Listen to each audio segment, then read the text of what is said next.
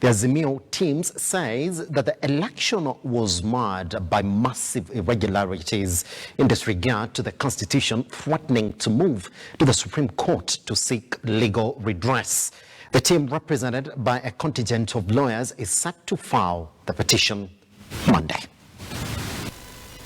The Supreme Court battle has already been set in motion, led by the Azimio flag bearer and self-proclaimed champion of democracy, Raila Odinga.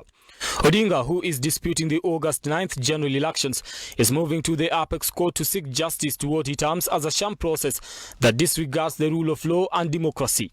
According to Odinga, his team will file at the Supreme Court documents and material evidence aimed at convincing the 7-judge bench that the Electoral Commission was involved in a series of fraudulent manipulation aimed at denying him the win in the August 9th general elections. The Supreme Court judges expected to listen to the case are President of the Supreme Court Lady Justice Martha Koome, Lady Justice Philomena Mbetemwilu, Justice Mohamed Kadar Ibrahim, Justice Dr. Smokin Wanjala, Lady Justice Njoki Susanna Ndungu, and Justice Isaac Lenaola.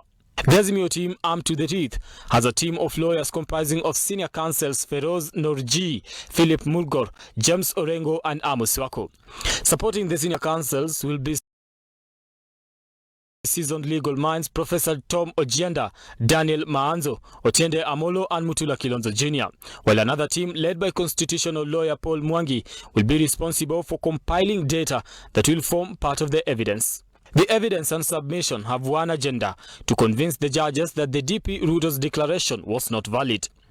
The team looks at tabling a damning audit report that highlighted that rogue IEBC employees had manipulated login credentials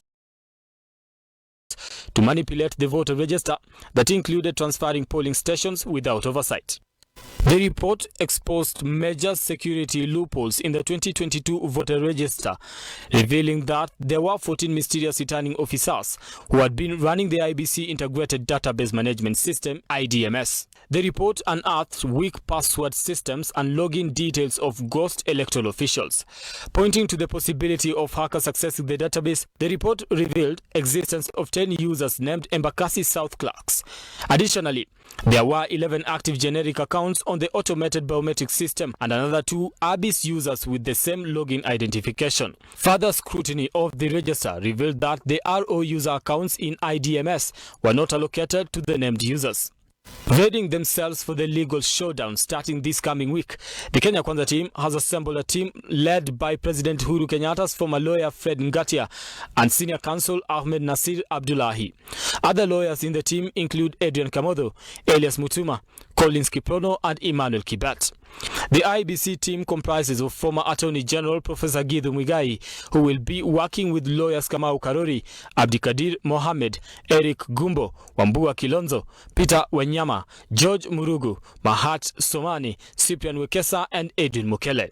As the petition deadline fast approaches, the Azimio team intends to table evidence showing that an irreparable split within the commission made it impossible to procedurally verify tallying and publicly announce results, which they argue would have shown a different outcome from what Chebukati pronounced on Monday. Some of the issues that the lawyers seek to point out include: the lawyers will cite an abnormal turnout of voters in some parts of the country in favor of the Kenya Kwanza alliance, suspect application of electronic devices used in voter registration and voting, and irregularities and discrepancies in the final results.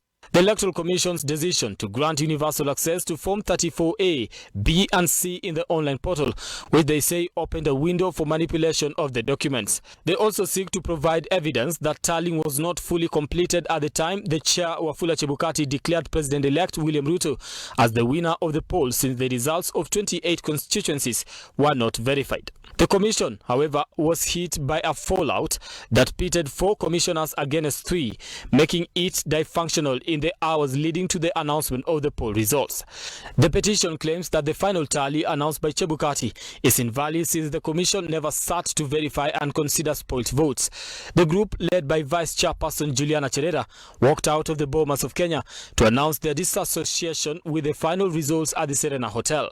They cited opaqueness in the process. The IEBC team is preparing for a bruising battle, since the nullification of the results will give Chebukati the dubious record of having bungled 2 presidential elections in a row after the 2017 one was nullified. Brian Amuai, Look Up TV. Nairobi. Bwana Mwai.